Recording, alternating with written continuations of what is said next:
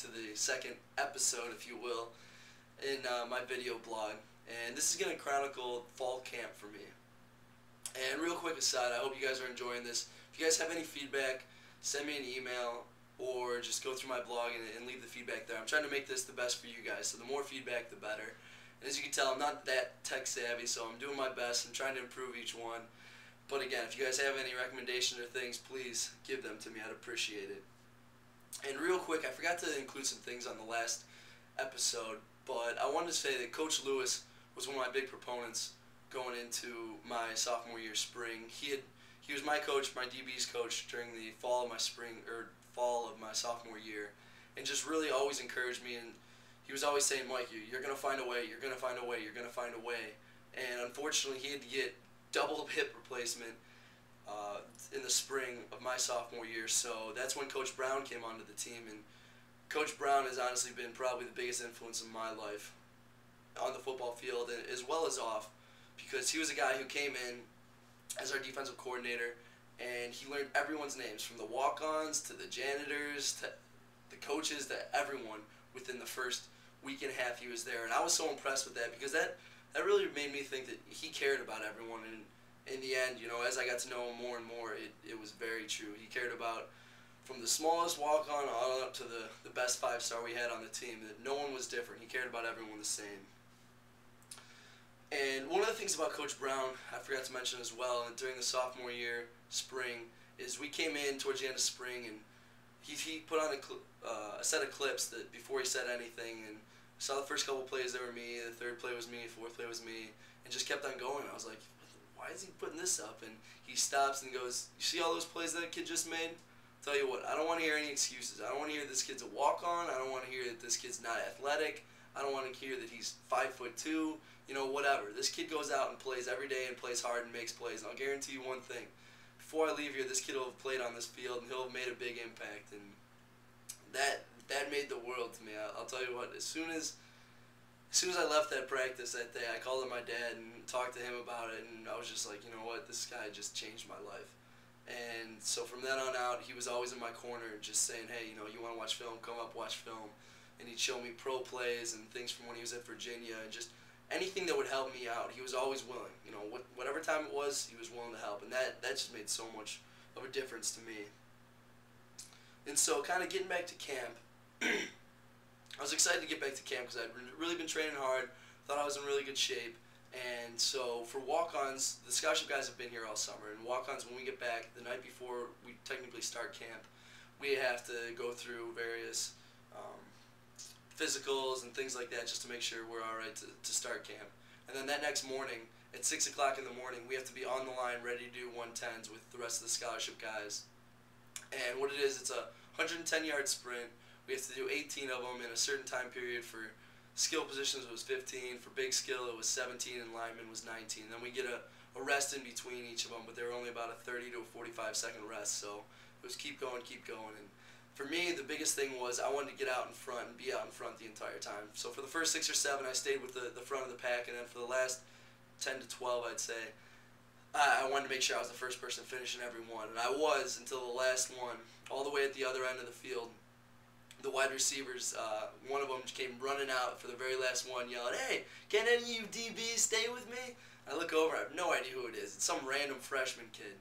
And so, talking to the DBs afterwards, I was like, who is that kid? And they're like, oh, it's a new kid, he's a scholarship guy, it's Golden Tate. I was like, alright, whatever, I can stick with this kid, he's fine. And so, left that feeling real good, thought I'd shown myself to be in really good shape and really prove to the coaches that I was ready to go.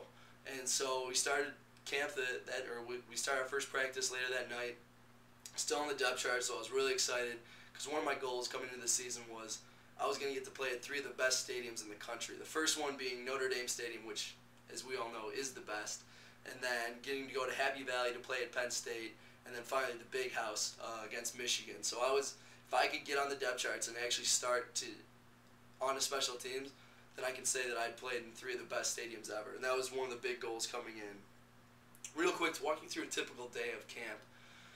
We'd start, breakfast was about 6:30 to probably about 7:30, and we'd always try to wake up at as late as possible and run over to breakfast, get breakfast real quick, and then run over to the Goog and start the fun day. We'd usually start out, we'd have meetings, then if it was a 2-a-day, we'd have a practice, then grab lunch, and then we'd come back, we'd watch the film from the practice, then we'd go out and have another practice, and then we'd go grab dinner.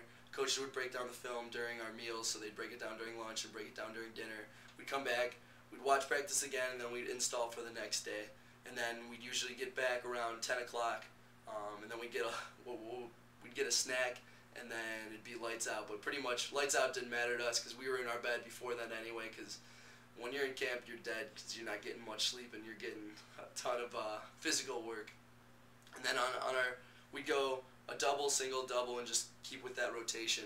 And a single day would be we'd wake up, get breakfast again, go over, have meetings, and then we'd get a lift in, have more meetings, and then go to lunch, come back from lunch, have some meetings, and then we'd go out to practice, go to dinner, come back, and then watch the game film and, you know, prepare for the next day because we're going to have a double, so we'd have to install whatever we needed to have then.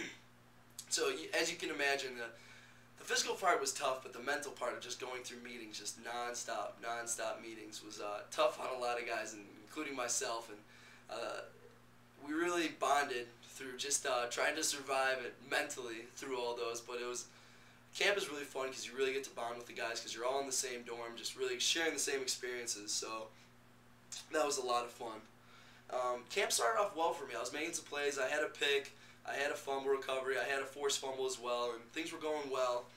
And so I was really excited. And probably the fourth or fifth practice in, someone on the other side of the field picked the ball, and I was running, just kind of trailing the play, just looking to pick up anyone, and all of a sudden I get blindsided by someone, and I just get put on my butt, and I'm like, who the heck is this? And I had to hold myself back because the biggest thing, I mean, I'm a wrestler, and so I enjoy getting in the scuffle every once in a while on the field, but because I was really fighting for a starting position, I held myself back, and I was like, you know, I don't want to stick out. I don't want that to give them any reason. And so I turned around to see who it was because I was going to make sure I made it up later on. But I turned around as that stupid freshman again, Golden Tate, and I was like, you know what, I'm going to come back and get you. And I ended up getting him on a couple of special teams plays and letting him know, you know, this is just payback for what you got me on. But, you know, I respected him because he was going hard on that play. And, you know, it was borderline whether he could have hit me or it was a clip, but the thing for me is I always go hard, and so I respect him for doing that. And it was actually kind of funny because later on in camp, Golden came in as a running back, so he really wasn't a wide receiver. And when he was running routes, I mean, they were not crisp at all his freshman year. And so I remember just seeing him making some plays on film, and Coach Brown was sitting there watching with the DBs one day, and we all laughed one time when he made a play, but it was a terribly run route.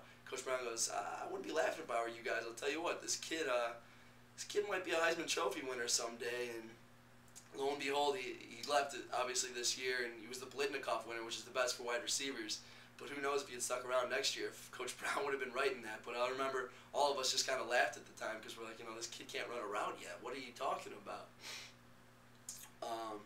But then about midway through camp, I ended up tweaking my hamstring and just really trying to battle through that and a couple other random injuries that had happened. And just things started to go downhill from there. I'd made a couple just dumb plays. One, I was trying to make a play on a ball, pulled the guy down. One, I was trying to rip the ball out a couple times and pulled the guy down again. And coaches were getting frustrated with me because, I mean, I was trying to play aggressively, and they never want guys being brought to the ground for the most part because that's how guys get injured. And another guy muffed a punt, and I ended up diving on the ball, and they were kind of ticked because they don't want people diving on the ground because then, you know, people are taking each other out, and injuries can happen that way. And it just seemed like it was a cascading effect, one thing after another, and just kept on going wrong for me. So it was frustrating, but I eventually ended up coming in one day, and all of a sudden my name was off the depth chart, and it was just a really frustrating thing for me. And so basically, I just kept on pushing the rest of the camp, trying to get my way back on. It didn't end up happening, and kind of as a walk-on, it's really hard to break onto the depth charts during the season because the coaches have so many things going on that they really can't focus on the scout team as much as they can during camp.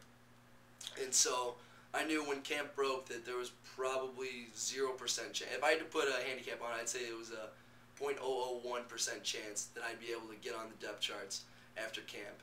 And so I kind of thought to myself, I was like, you know, I can go one or two ways. I can pout, and I could say, you know what, I'm getting screwed or whatever. But what I decided, I was like, you know what, the one thing I can do is I can go out on scout team and just compete against these guys and pretend like this is the game and just help them get better, and in the process prepare myself for my senior year to make one last push at starting. And I told myself, you know what, this is who I am. I'm going to go out and I'm going to push these guys, I'm going to push myself, and I'm going to compete and treat the days, the weekdays like they were Saturdays, and just see what I can do.